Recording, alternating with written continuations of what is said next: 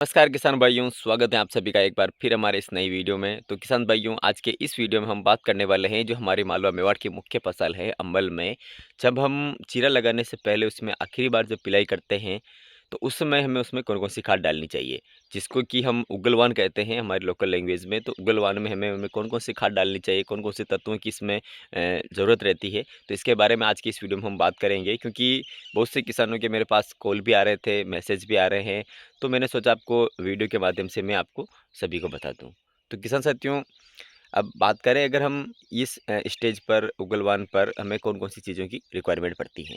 तो किसान साथियों, यहाँ पर आपको सबसे ज़्यादा जो होता है, एक तो जो आपके फल की जो साइज़ को बड़ा करना होता है, और पौधे में थोड़ा बहुत इसको अब जब इसे चीरा लगता है तो उसके बाद पौधा थोड़ा कमज़ोर भी होता है, तो उसमें आपको पौधे को थोड़ा हरा-भरा रहिए और अपना लेटेक्स की जो लेटेक्स अच्छा बने उसमें गाढ़ा है, ये चीज़ें आपको इसमें डालनी है। और ऐसा नहीं है कि आप जो साइज़ को अगर बड़ा करना है तो आप इसी पिलाई में अगर डालते हो तो आपके 2-5 दिन बाद ही डोडे की साइज़ बढ़ जाती है, ऐसा बिल्कुल भी नहीं है। आपने इतने दिन जो आपने इस पौधे की केयर की है, जो जिस तरीके से इसकी आपने रख-रखाव किया है और जो आपने फर्टिलाइज़र इसको दिया है, उसी के आधार पर पौधे की जो डोडे की साइज़ वगैरह जो ग्रोथ है, उसी के ऊपर डिपेंड करता है।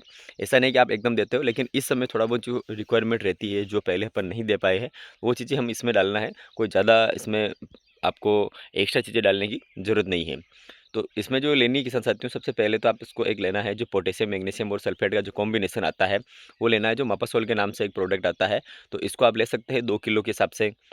और इसके साथ में किसान साथियों, एक आपको एक लेना है जो या तो आप 40-37 ले सकते हैं, और ये कोम्पो का आता है, और जिसमें सल्फर भी आपको उसके साथ में मिक्स में आता है।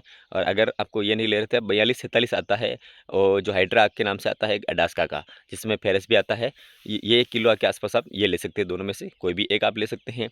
और इसके साथ में किसान साथियों, आपको एक और चीज़ लेनी है। यहाँ पर आपको जो बासाफर प्लस आता है, जिसके अंदर चिलीटेट में इड्डा आयरन आता है, तो 250 ग्राम के आसपास आप ये लेना है आपको, जो बासाफर प्लस आता है। और इसके अलावा किसान साथियों, एक और जो प्रोडक्ट है वो है जो कोम्पो एक्सपर्ट कंपनी का जो हाकापोस आता है, इसका प्रयोग कर सकते हैं। इसके अंदर भी काफ़ी सारा इसके अंदर टेक्निकल्स आते हैं, तो इसका प्रयोग कर सकते हैं 2 किलो के आसपास। एक और जो आपको में लेना है, वो लेना है आपको जो हाइड्रोस्पीड जो आता है कोम्पो एक्सपर्ट कंपनी का, 3 या 4 किलो के आसपास आप उसको ले सकते हैं, क्योंकि वो बोरोनेटेड आता है।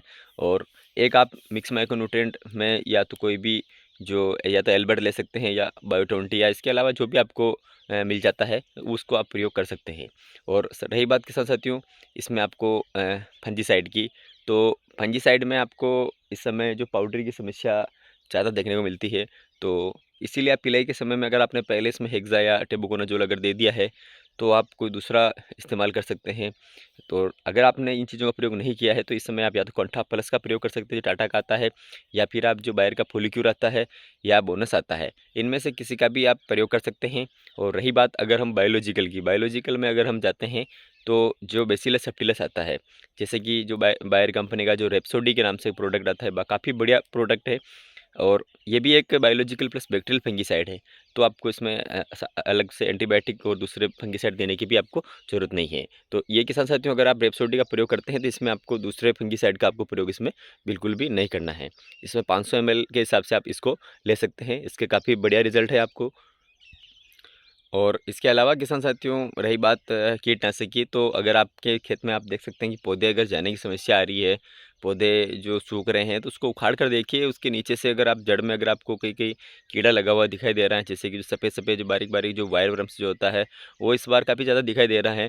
अगर आपको ऐसा दिखता है, तो आप इस पिलाई में कीटनाशक का प्रयोग कर सकते हैं। आप चाहे तो सोलोमन का प्रयोग कर सकते हैं इसमें ड्रिंच के माध्यम से, या फिर आप फिप्रोनिल इमिडा और थाइमेथॉक्सिम एफएस वाला जो कॉम्बिनेशन इसका इसको भी आप ले सकते हैं। देख सकते हैं आप पहले आपकी ज़मीन में समस्या है या नहीं है, उसी के आधार पर आप इसका चयन कर सकते हैं।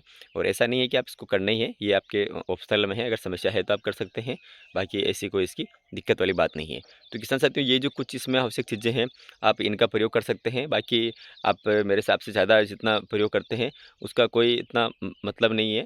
फालतू में बेकार हैं, आप चाहे कितना ही दो देते हो, कोई नहीं पौधा ले लेता है, लेकिन उसमें क्या होता है जितना ज़्यादा फर्टिलाइज़र्स का आप प्रयोग करते हैं, तो पौधा उतना ही जल्दी ख़त्म होता है। आप इस बात को थोड़ा गौर कीजिएगा, क्योंकि आप जितना फर्टिलाइज़र दोगे पौधे में आपको 3-4 दिन बाद उसमें उसकी रंगत तो चेंज हो जाएगी, लेकिन आप ये समझिए कि आपका पौधा 10 दिन कम हो चुका है। तो आप इसीलिए थोड़ा इसमें कम-कम करके दीजिए, कोई दिक्कत नहीं। आप उसके बाद वैसे ही इसको हर पिलई में जो हर हर जैसे हम पिलई करते हैं हर चीर में, उसको हर बटवाई हम इसमें फर्टिलाइज़र वैसे और भी देते हैं। तो इस समय ये आवश्यक चीज़ें हैं, आप इनका प्रयोग कर सकते हैं। तो किसान साथियों, ये थी जानकारी। तो उगलवान में हमें कौन-कौन सी खाद देनी चाहिए, इसके बारे में अगर आपको अच्छी लगी है, तो इस वीडियो को आप ज़्यादा से ज़्यादा किसान साथियों के पास शेयर करें। और अगर आपने अभी तक हमारे इस चैनल को सब्सक्राइब नहीं किया है, तो इस चैनल को सब्सक्राइब करके बेल आइकन को प्रेस कर दीजिए, ताकि इस चैनल पर मैं जो भी नई-नई वीडियो अपडेट करूँ, उनका नोटिफ़िकेशन आपको सबसे पहले मिले।